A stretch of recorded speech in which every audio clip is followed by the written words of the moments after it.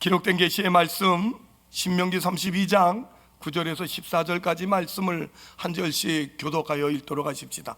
한 절씩 교독하여 읽을 때에 여러분의 귀에는 살아계신 하나님의 음성으로 들려지는 놀라운 은혜가 있기를 소망합니다. 여호와의 분깃은 자기 백성이라, 야곱은 그가 택하신 기업이로다.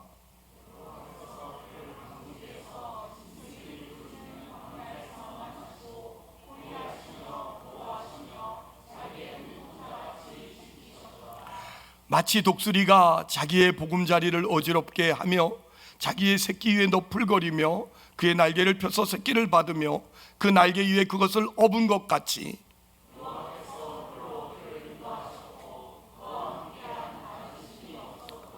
여호와께서 그가 땅의 높은 곳을 타고 다니게 하시며 발에 소산을 먹게 하시며 반석에서 꿀을, 굳은 반석에서 기름을 빨게 하시며 소의 엉긴 젖과 양의 젖과 어린 양의 기름과 바산에서 난 순양과 염소와 지극히 아름다운 밀을 먹이시며 또 포도즙의 붉은 술을 마시게 하셨도다. 아멘.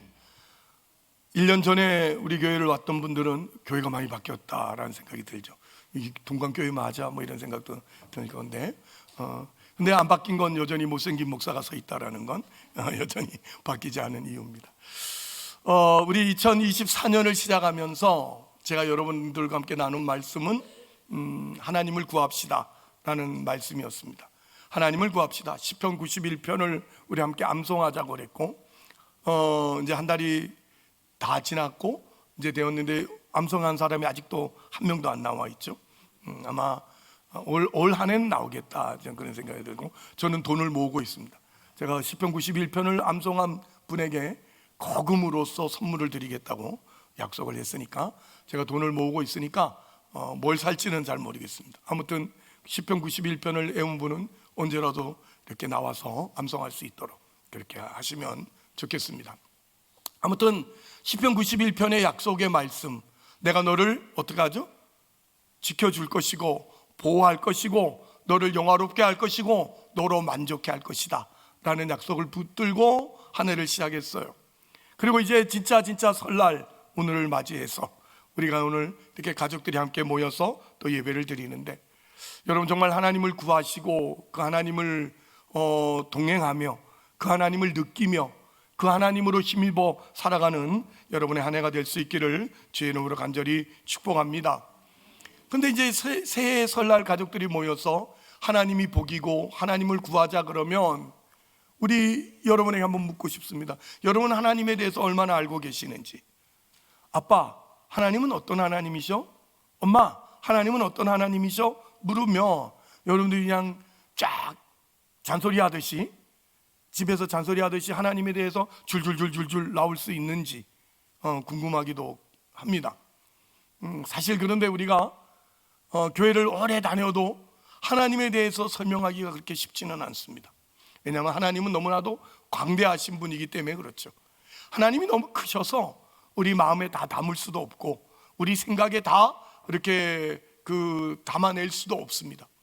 그저 우리가 깨달은, 내가 안 몇 가지, 근데 어제는 알았는데 오늘 보니 또 그 하나님이 아닌 것 같은 생각도 들고, 여러 고민들이 되면서 하나님에 대해서 안다는 것은 쉬운 문제가 아니구나 하는 생각도 다시 한번 해보죠.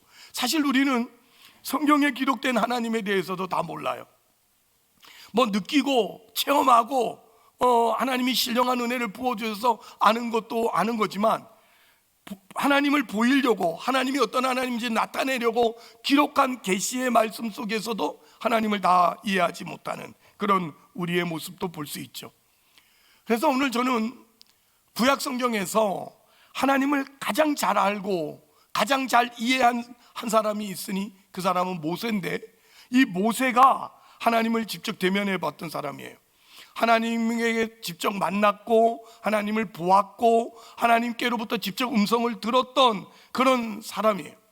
그뿐 아니라 모세는 40년 동안이나 하나님의 백성, 이스라엘 백성을 광야에서 인도하면서 하나님이 자기 백성을 어떻게 인도하시는지, 하나님이 자기 백성에게 어떤 은혜를 베풀고 계시는지 그 하나님의 손길을 실질적으로 체험했던 사람이 모세예요.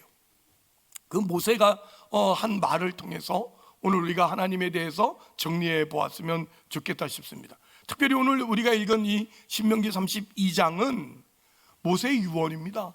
모세의 마지막 설교, 마지막 죽기 전에 남긴 유언인데, 하나님을 가장 잘 알고 있던 이 모세가 자기의 임종을 앞두고 그 우리 남은 후대들, 오늘 이 말씀을 읽을 주의 자녀들을 위해서 하나님에 대한 교훈을 이렇게 남기고 있는 거죠. 모세는 지금까지 자신이 알고 있었던, 신뢰했던 그 하나님이 어떤 하나님인가를 오늘 이 짧은 본문에서 설명을 하고 있는데, 오늘 이 말씀이 여러분 마음속에 꼭 심겨지고 기억되어지고 되풀이되어지는 그런 말씀으로서 2024년 이 설날을 맞이한 저와 여러분에게 실제로 삶의 현장에서 용기와 승리와 또 위로와 우리의 가치가 발견되는 그런 하나님의 은혜가 있기를 주의 이름으로 축복합니다. 정말 오늘 이 말씀이 들려질 수 있는 귀가 있기를 바라고, 이 말씀이 담아질 수 있는 심령이 되기를 소망합니다. 눈 감은 두 분 계셔서 그분을 위해서라도 다시 한번 옆 사람 붙들고 이렇게 축복합시다. 우리가 축복하는 건 그대로 이루어지니까 주의 말씀이 들려지기를 소망합니다. 인사합시다.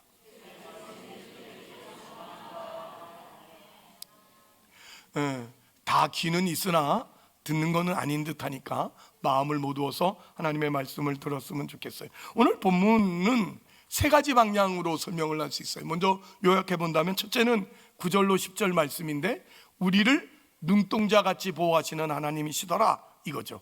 두 번째는 11절로 12절인데 우리를 독수리같이 훈련시켜 주시는 하나님이시더라 하는 모세의 그런 하나님에 대한 소개예요. 마지막으로는 뭐죠? 13절로 14절, 우리를 만족하게 먹이시는 하나님이 우리의 하나님이시다라는 것을 우리 가운데 가르치고 있는데요, 오늘 시간 되는 데까지 한번 여러분들과 말씀을 나누고, 만약에 시간이 안 되면 그냥 중간에서 끊어버리도록 그렇게 하겠습니다. 그 시간은 제가 정하는 시간이고 여러분은 듣는 시간일 줄 믿습니다. 먼저 우리가 오늘 말씀을 한 번 더 보았습니다. 하나님은 어떤 하나님이 싫어하느냐면 9절 말씀 다시 한번 읽겠습니다. 여호와의 분깃은 자기 백성이라, 야곱은 그가 택하신 기업이로다. 여호와께서 그를 항무지에서 짐승의 부르짖는 광야에서 만나시고 호위하시며 보호하시며 자기의 눈동자같이 지키셨도다. 아멘. 먼저 모세가 가르쳐 주신 하나님은 보호하시는 하나님이라고 말씀하시는데, 하나님은 우리의 보호자가 되신다는 것, 우리를 보호하시고 우리를 지키신다라는 걸 알려주기 위해서 모세는 아주 기가 막힌 표현 하나를 여기 쓰고 있다는 걸 볼 수 있어요. 어떤 표현이냐면 자기 눈동자같이 보호하시는 하나님. 여러분, 자기 눈동자같이 보호하시는 하나님, 하나님이 정말 눈동자가 있는지는 잘 모르겠어요. 하나님 정말 눈동자가 있어서 그냥 하기사 성경에 보면 불꽃 같은 눈으로 우리를 쳐다보신다고도 하시고, 하나님이 우리를 지켜보신다고 하시니까 분명히 눈은 있으시겠죠. 그런데 오늘 이 말씀은 우리에게 이해를 돋구고 이 말씀을 믿고 힘을 얻으라고 더 하나님을 인간의 묘사처럼 쓰셔서 우리 가운데 알리는 하나님의 자비하심이라고 저는 분명히 그렇게 믿습니다. 하나님은 자기 눈동자를 보호하듯이 우리를 보호하신다. 아멘. 얼마나 좋으신 하나님이냐 할 때 자기 눈동자같이 우리를 보호하신다는 거죠. 사실 우리 몸에서 눈이라는 건 정말 중요한 그런 부분입니다. 눈이 얼마나 중요한지 나이가 들면 압니다. 나이가 50이 가까워지면 이게 이상해집니다. 가까운 게 안 보이기 시작하고 먼 게 안 보이기 시작하고, 저는 안경 쓰면 먼 건 잘 보이는데 안경 쓰면 가까운 게 하나도 안 보입니다. 버스면 가까운 건데 보이는데 또 버스면 멀게 한 개도 안 보이고, 그래서 이 안경을 썼다 벗었다 그냥 난리입니다. 컴퓨터에 앉아 있으면 성경은 벗어야 보고 모니터는 써야 보고, 그냥 안경을 썼다 벗었다가 그냥 그러다가 또 깜빡하고 벗고 나가면 또 환장합니다. 보이지 않아서. 이건 방법이 없습니다. 어떻게 할 도리가 없습니다. 심지어 이 젊은 목사도 그 뭐 있잖아요. 이 하나만 먹으면 뭐 남자 뭐 눈도 좋고 뭐도 좋고 이런 사볼까 하는 생각도 들 정도로 그렇게 눈에 대해서는 참 이 안타까움을 금할 길이 없는데, 우리 눈이 얼마나 중요한지 우리 한번 잠시만 생각을 해보십시다. 하나님께서는 우리 눈을 어디다 보호하시죠? 우리 몸 중에 가장 강한 뼈가 두개골이라는 뼈입니다. 항상 어떤 분은 넘어져서 두개골도 금이 갔다는 분도 있긴 합니다. 근데 참 안타깝긴 하지만, 여러분, 이 우리 몸 중에 가장 강한 뼈는 두개골인데, 그 두개골 안에 큰 동굴을 두 개를 파서 그 안에다가 눈동자를 보호하고 계신 거잖아요. 그죠? 여러분, 이 눈동자는 가장 단단한 뼈 안에 동굴을 파서 그 안에다가 두 개를 집어넣고 있습니다. 그리고 그 밖에 눈꺼풀을 덮어놓고 계신 거죠. 눈꺼풀, 여러분 얼마나 깜빡깜빡하면서 이 우리 몸의 감각 중에 제일 빠른 감각이 아마 눈꺼풀일 것 같아요. 순식간에 그냥 감아버리니까 그냥 뭐가 날아온다 싶으면 느끼기도 전에 눈부터 감아버리고, 이제 이러는 걸 보면 하나님께서 우리 눈을 얼마나 보호하시는지, 그냥 순간순간 그 위협을 감싸 안고 눈꺼풀로 우리의 그 눈을 보호하고 계시는 그 하나님. 또 어떻습니까? 눈에는 이렇게 눈물샘을 만들어서, 눈물샘이 이렇게 나와서 눈물이 촉촉 찢어져서 눈이 뻑뻑하지 않고 부드럽게 돌아가도록, 그리고 눈에 있는 모든 이 미세먼지 오물들을 씻어내도록 그렇게 눈물샘이 눈물을 이렇게 자아내죠. 하여튼 이 눈물샘이 고장이 났는지 요즘은 저도 텔레비만 보면 울고 앉아 있더라고. 여성 호르몬이 생기는지 트로트만 들어도 눈물이 나고 뭐 이럽니다. 엄마가 보고 싶어서 막 울고 이럽니다. 저도 오늘 예배 마치고 엄마 보러 갑니다.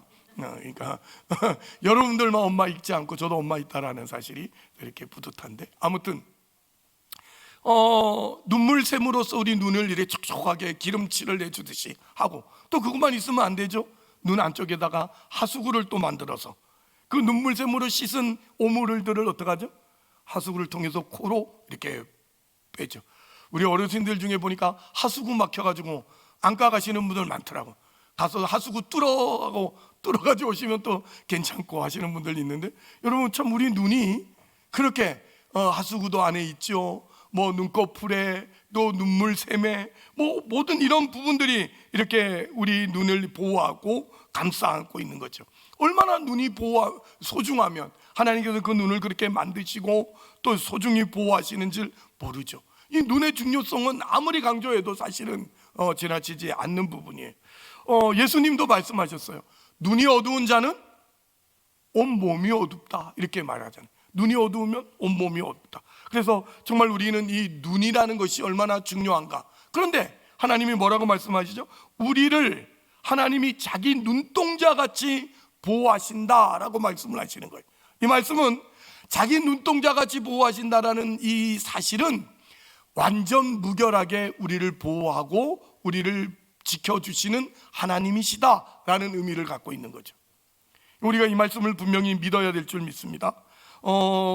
하나님은 우리를 택하셨을 뿐만 아니라 우리를 예수 믿게 하시고 예수 그리스도의 피로 우리의 죄를 깨끗하게 용서하시고 또 성령을 우리 마음에 보내어 주셔서 우리가 하나님의 자녀로서 완벽하게 이 신앙 인생을 사도록 우리를 지켜주시고 보호하고 계시는 하나님이시죠. 자기 눈을 보호하듯이 우리를 보호하신다는 데 대해 우리는 더 이상 다른 말이 필요 없는 그런 사람들이라고 분명히 믿습니다. 이 사실을 우리가 믿기만 한다면 우리가 얼마나 든든한 신앙 인생을 살 수 있는지 몰라요. 어떤 상황 속에서도, 어떤 형편 속에서도, 지금 내가 어떤 병에 걸려 있다 할지라도 사실은 자기 눈동자 같이 지켜 보호하시는 하나님이라는 사실을 우리가 믿는다면 더 이상 불안하지 않을 수 있습니다.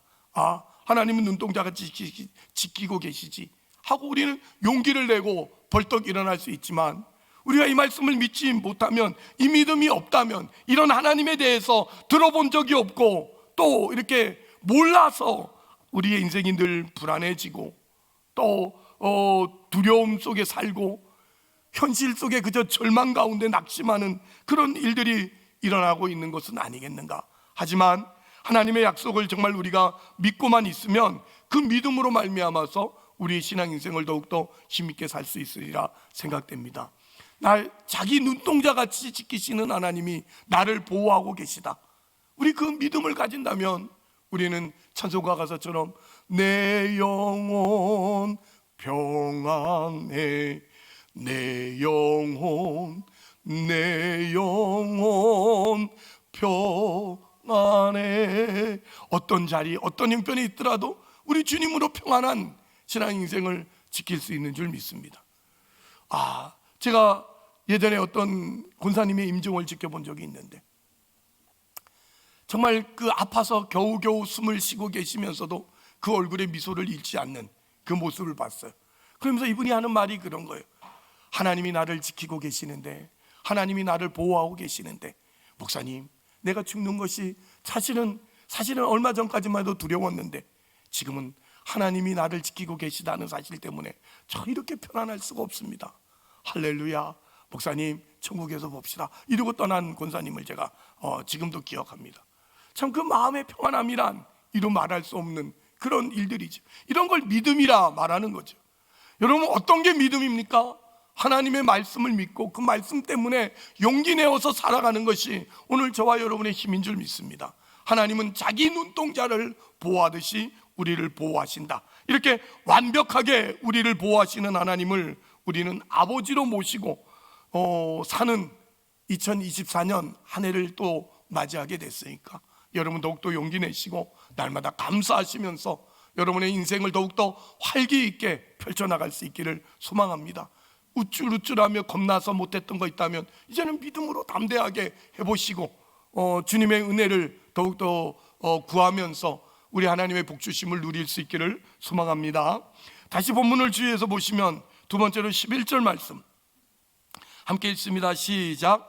마치 독수리가 자기의 보금자리를 어지럽게 하며 자기의 새끼 위에 너풀거리며 그의 날개를 펴서 새끼를 받으며 그의 날개 위에 그것을 업은 것 같이 여호와께서 홀로 그를 인도하셨고 그와 함께한 다른 신이 없었도다. 아멘. 모세는 하나님을 자기 눈동자같이 보호하시는 하나님이라고 소개를 하더만 갑자기 전혀 다른 하나님을 이야기합니다. 어떤 하나님이죠?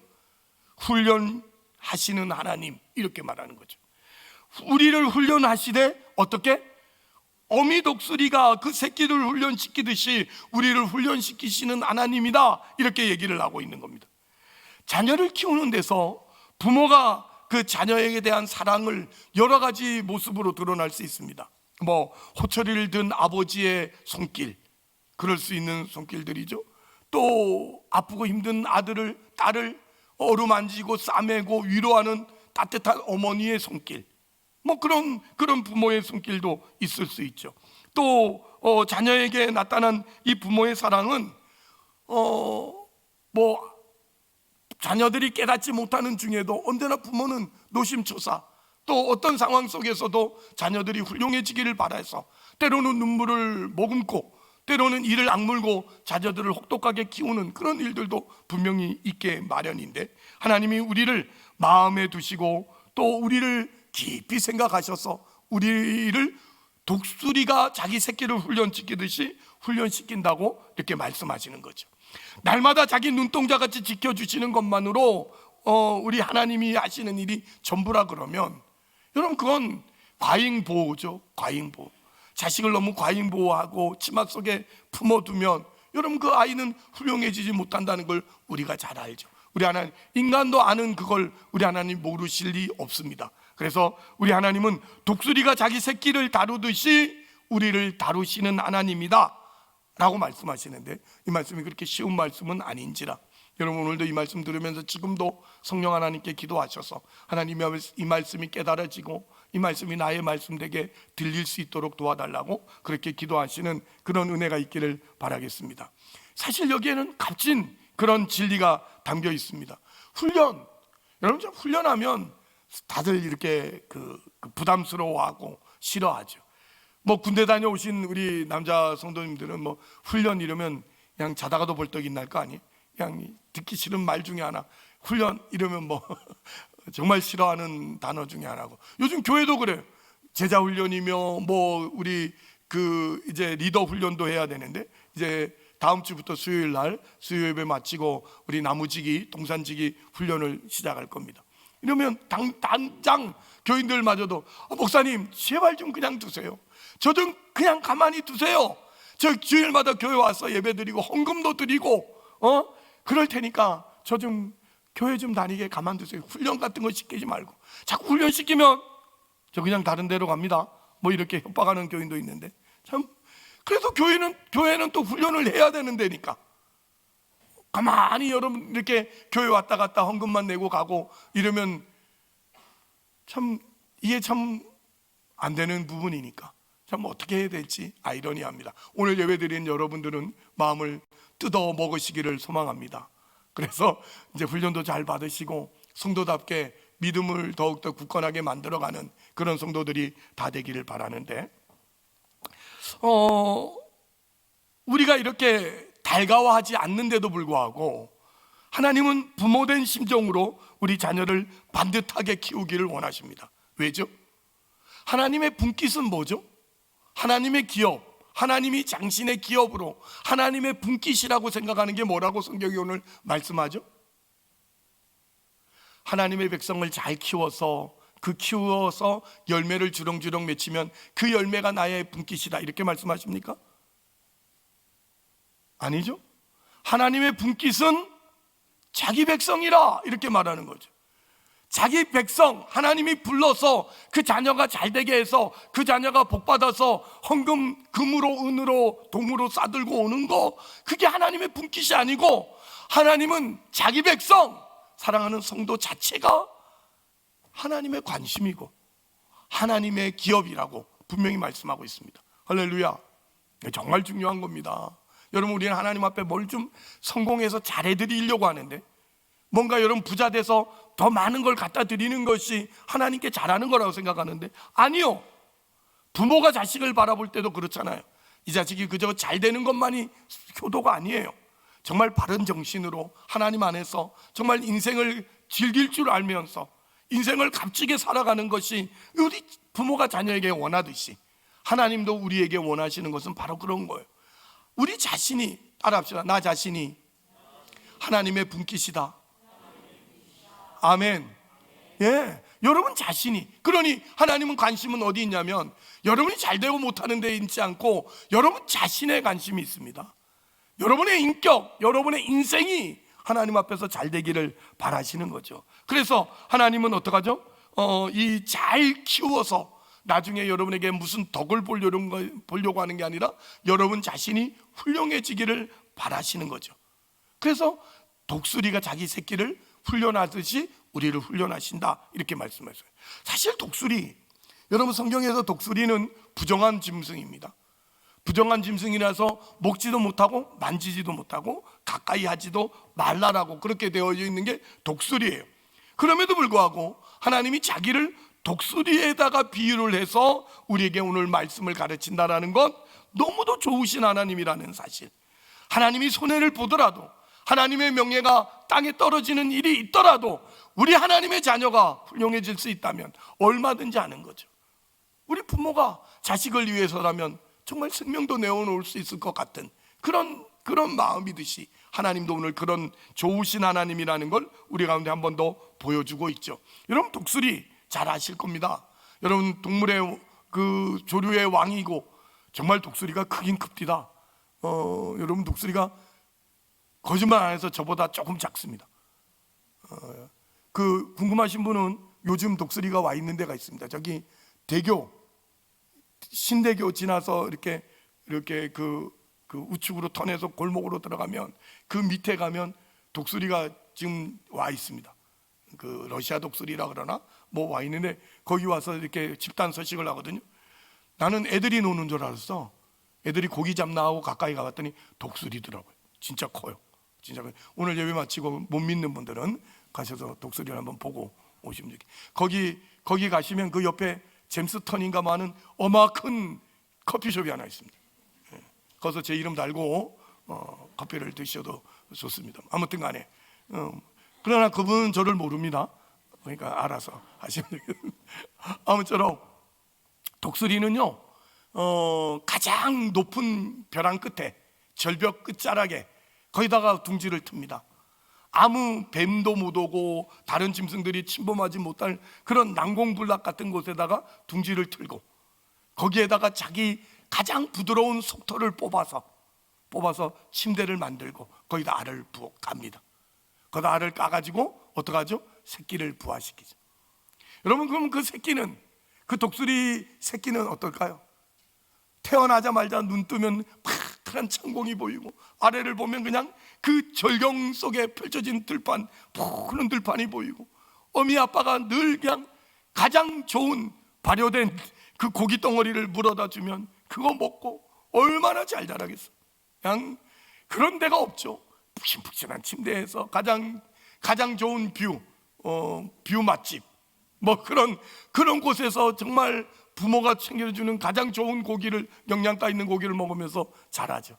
야, 이 행복하다, 이만한 데가 또 있겠냐 싶은데 어느 날 갑자기 어미가 갑자기 들어와서 그냥 소리를 지르면서 애기 독수리들을, 새끼들을 밖으로 자꾸 밀어내는 겁니다.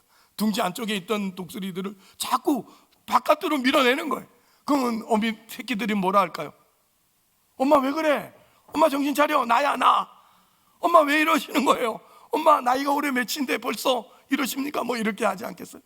그러면 기소 본능으로 이 새끼들은 자꾸 엄마 눈치 보고 엄마 피해가지고 자꾸 그 푹신한 침대로 들어가려고 하겠죠.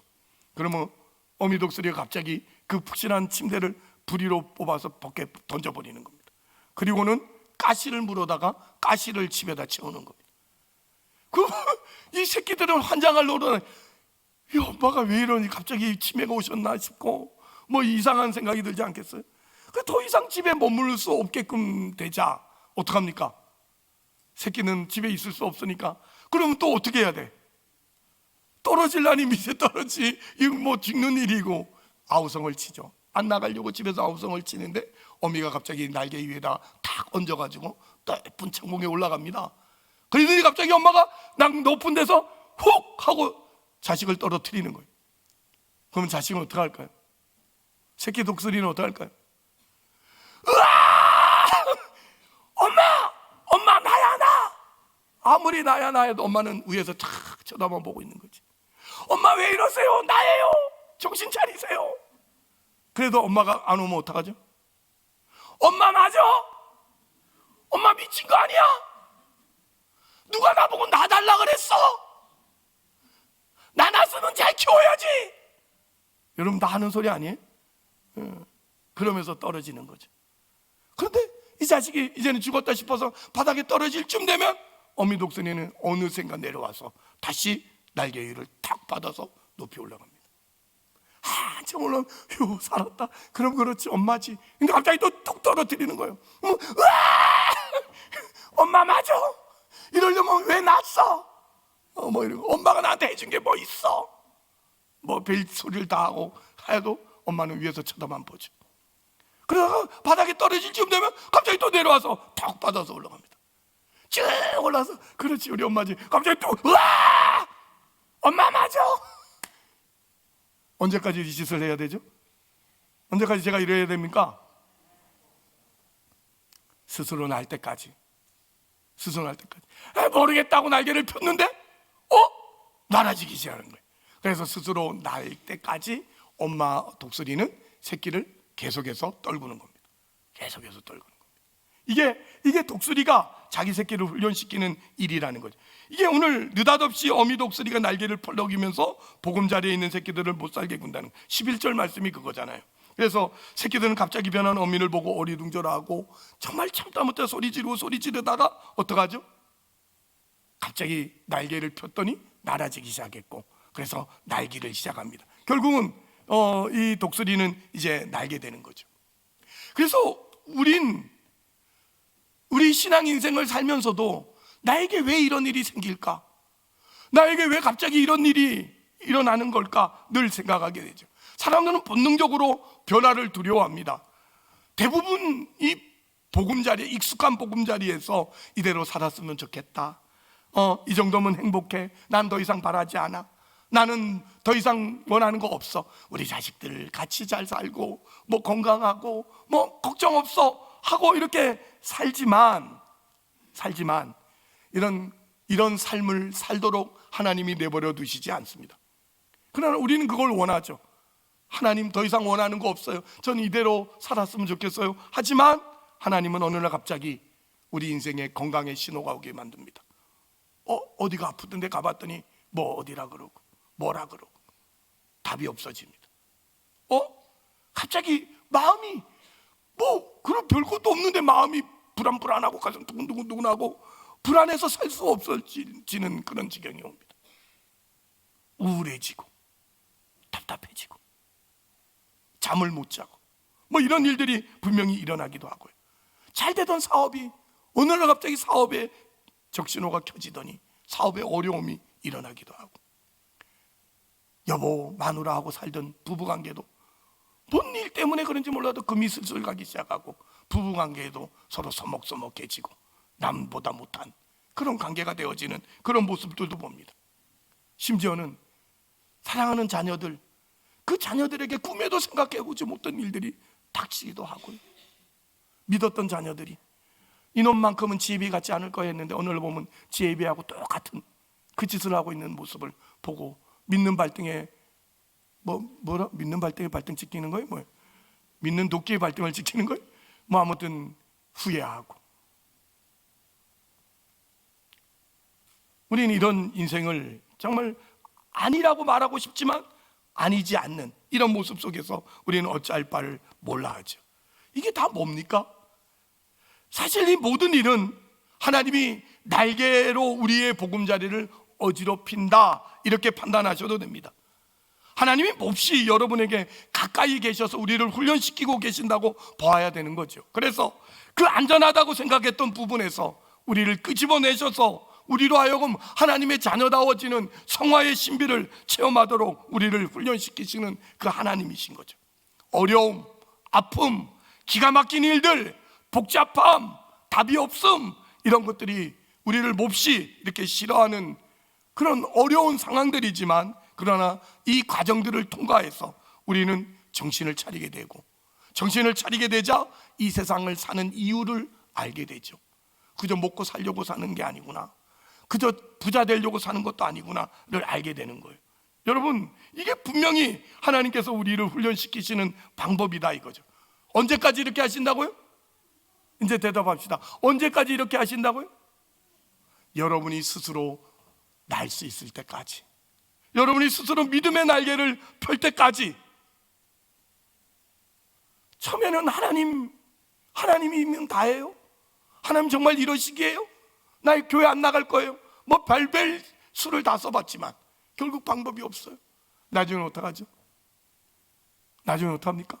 하나님 도와주세요, 하나님 살려주세요가 나오고, 그러다 믿음의 날개를 피게 되고, 믿음의 날개를 피게 되자 드디어 우리는 하나님 앞에서 그 믿음으로 살아가는 인생이라는 것을 깨닫게 되죠. 여기서 우리가 분명히 두 가지 사실을 알아야 됩니다. 첫째는 독수리는 그 새끼를 땅에 부딪히게 하여 죽도록 내버려 두지 아니하듯이 하나님께서 우리를 망하도록 방관하지 않으신다라는 사실, 이걸 분명히 믿었으면 좋겠습니다. 우리 믿음의 고백으로 한번 읽읍시다. 시작. 기억해야 할 첫 번째 사실, 독수리는 그 새끼를 땅에 부딪히게 하여 죽도록 내버려 두지 아니하듯이 하나님께서 우리를 망하도록 방관하지 않는다는 사실이다. 아멘.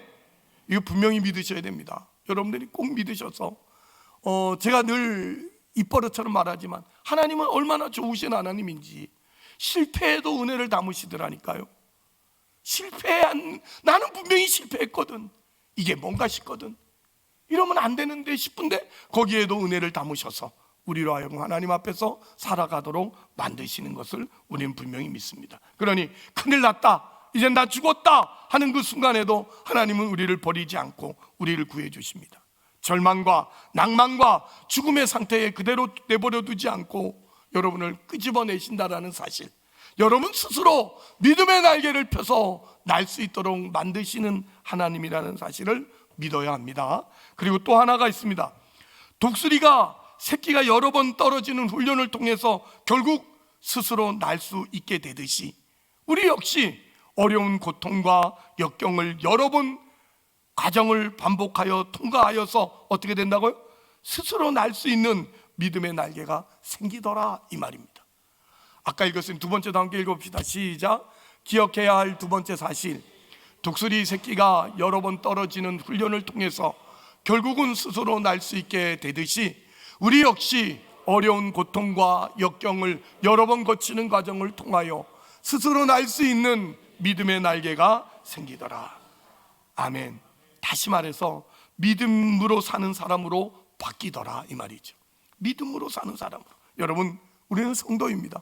저와 여러분은 하나님의 성도로 부름을 받았습니다. 성도는 이 세상의 힘으로 살지 않도록 부름을 받은 자입니다. 세상에 살지만 하나님으로 사는 사람들을 성도, 이렇게 말합니다. 그래서 믿음으로 살아가게끔 부름을 받았죠. 그러면 다시 말씀드립니다. 어려운 시련을 통해서 하나님은 우리를 믿음의 날개가 뻗쳤고 거기 날개가 힘이 있어서 스스로 날 수 있도록 만들어주시는 하나님, 이 사실을 우리가 꼭 믿으시기를 다시 한번 주의 이름으로 축복합니다. 우리에게 어떤 어려운 문제가 계속 반복되거든, 이 문제가 해결되면 또 저 문제가 나오고 이런 문제가 반복되거든 빨리 깨달으시길 바랍니다. 믿음으로 살아야 되는구나. 하나님이 나에게 믿음을 요구하시는구나. 아무리 아우성을 쳐봐도 하나님이 중간에 포기하지 않는, 그만두는 법이 없구나. 언제까지 떨군다고요? 언제까지? 어미 독수리인 새끼를 언제까지 떨고요? 1번 죽을 때까지, 2번 포기할 때까지, 3번 스스로 날 때까지. 네, 여러분이 분명히 아는 답이잖아요. 그러니 빨리 스스로 날 수 있는, 그게 살 길인 거죠. 빨리 믿음의 날개를 피는 것이 살 길이에요. 다시 말씀드립니다. 믿음으로 사는 것이 살 길이다. 여러분 분명히 기억하십시다. 그래서 드디어 높이 나는 믿음을 가지게 되면, 여러분 독수리가 여러 번 떨어지는 훈련을 통해서 날개를 펴고 스스로 날게 됩니다. 날게 되죠. 어떻게 되죠? 어미를 따라서 어디든지 갈 수 있게 됩니다. 어머니 독수리가 가는 곳에 새끼도 어디든지 갈 수 있게 됩니다. 높은 하늘을 향해서 힘차게 솟구치는 거죠. 얼마나 멋있습니까? 드디어 독수리가 독수리다운 그런 모습으로 바뀌는 겁니다. 하나님은 우리가 이런 신앙인이 되기를 원하십니다. 하나님이 원하는데 어디든지 갈 수 있고, 하나님이 기뻐하시는 걸 나도 기뻐하고, 하나님이 싫어하는 걸 나도 싫어하면서 믿음으로 살아가는 그런 인생이 되기를 원하십니다. 골로새서 3장 1절 2절 금주에 외울 말씀입니다. 여러분들이 외울 수 있기를 바라고 함께 읽습니다. 그러므로 너희가 그리스도와 함께 다시 살리심을 받았으면 위의 것을 찾으라. 거기는 그리스도께서 하나님 우편에 앉아 계시느니라. 위의 것을 생각하고 땅의 것을 생각하지 말라. 아멘. 우리는 드디어 말씀으로 사는 사람들이 되었어요. 하늘을 나는 독수리는 정말 멀리서 폭풍이 오면요, 태풍이 치면 독수리는 그걸 멀리서도 짐작을 할 수 있대요. 그래서 태풍이 오는구나, 폭풍이 오는구나를 알고 그 폭풍이 오는 앞에서 날개의 각도를 딱 조절한답니다. 폭풍의 크기에 따라서. 그래서 폭풍이 오면 이 날개의 각도만 조절을 딱 하면 폭풍의 힘에 역이용해 가지고 오히려 더 높은 창공으로 날아오를 수 있다고 해요. 그래서 더 높은 바람이 닿지 못하는 곳, 폭풍이 닿지 못하는 곳까지 올라서 그 유유히 흘러가는 그 센 거친 바람을 이겨내고 그 위에서 그것을 관망하는 그런 모습이 있다고 해요. 여러분, 우리는 믿음의 날개를 피기만 하면, 우리가 하나님이 나와 함께 계신다, 눈동자같이 지켜주신다는 걸 믿고 나를 훈련시켜서 결국 스스로 날게 하시는 하나님이라는 걸 믿기만 하면, 여러분의 인생에 풍랑이 닥칠 때 여러분 어떻습니까? 우리도 이 믿음의 날개를 각도만 조절하면 되는 거예요. 건강에 문제가 왔어? 30도. 가정에 문제가 생겼어? 60도. 자녀의 문제가 왔어? 70도. 이렇게 여러분 믿음의 눈을 떠서 하나님 앞에 기도하며 하나님의 은혜를 붙들기 시작하면, 여러분 그 문제는 오히려 우리를 더 높은 곳으로 올라가게 합니다. 그리고 하나님이 주신 복을 누리게 만드는 멋진 인생으로 살아가도록 만드는 거죠. 그러므로 성경은 의인은 오직 뭘로 말미암아 살리라? 믿음으로 말미암아 살리라고 분명히 말씀하고 있다라는 사실, 그리고 아무리 바람이 불어도 그 높은 곳에서 유유히 평강을 누리는 독수리처럼 우리도 어느덧 하나님 앞에서 더 감사할 수 있고 더 용기 있는 인생을 살 수 있게 되지 않겠나 싶습니다. 세상은 갈수록 어렵다고 합니다. 힘든 세상을 다 맞이합니다. 정신적으로도 어렵고 육체적으로도 어렵고 점점 어려운 시대를 분명히 맞이합니다. 원하지 않아도 또 원하든 여러분, 우리의 인생이 힘든 건 사실이지만, 그러면 우리가 어떻게 살아야 승리할 수 있을까요? 높이 날 수 있는 사람이 되어야 됩니다. 높이 날 수 있는 믿음의 주인공이 되어야 될 줄 믿습니다. 믿음의 날개를 가지고 더 높이, 문제보다 더 높이, 여러분의 상황보다 더 높이 하나님을 바라보고 그 하나님과 함께 있는 그런 사람들이 될 때 우리는 그 훈련 과정을 통해서 감사함으로써, 찬양함으로써 우리가 이 땅의 승리를 하나님 앞에서 영광을 돌리는 인생이 될 줄 믿습니다. 힘찬 믿음의 날개를 펄럭이면서 파란 하늘을 나는 신앙인이 되기까지 여러분 인내하시고 또 주님을 소망하면서 바라보는 그런 믿음의 주인공들이 다 되기를 바랍니다. 종종 하나님이 찾아오셔서 우리 보금자리를 어지럽히고 계신다 할지라도, 높은 하늘에서 떨어지는 일이 일어난다 할지라도 우리가 힘찬 날개를 펴서 유유히 펄럭거리면서 스스로 높은 하늘을 날 수 있을 그날까지 우리를 훈련시키시는 그 아버지 앞에 감사하시고 또 눈동자같이 지키시는 그 하나님을 믿고, 여러분 올 한 해가 정말 그 어느 때보다도 더욱더 성장하고 믿음의 날개가 활짝 펴서 여러분 신앙 인생의 아름다운 참맛을 여러분이 느껴서 여러분 주변에 있는 자녀들에게, 가족들에게 오늘도 그저 이 명절에 술이나 먹고 이 명절에 그저 신세 한탄이나 하고 사는 그런 가족들에게 여러분 담대히 복음을 전하고 담대히 예수 그리스도 안에서 함께 구원의 역사를 찬송할 수 있는 그런 가정을 여러분들이 만들어낼 수 있기를 주의 이름으로 축복합니다. 기도하십시다. 우리를 눈동자같이 보호하시는 하나님 아버지, 감사합니다. 우리는 아직 믿음의 날개를 펼쳐서 스스로 날지 못하는 것인 양, 우리는 이런저런 일들을 겪으면서 아쉬워하고 안타까워하고 죽겠다고 비명을 지르고 왜 그러냐고 한숨을 쉬고 있지만, 그러나 우리를 훈련시키시는 하나님의 사랑을 힘입어 우리가 이 훈련을 잘 받아서 이제는 스스로 믿음의 날개를 펼쳐들게 하여 주시옵소서.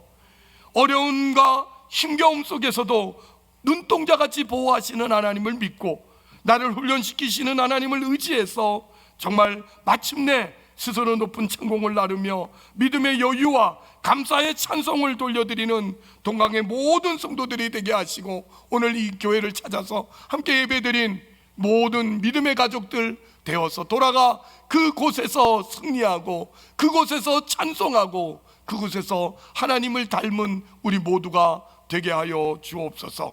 예수 그리스도의 이름으로 기도합니다. 아멘.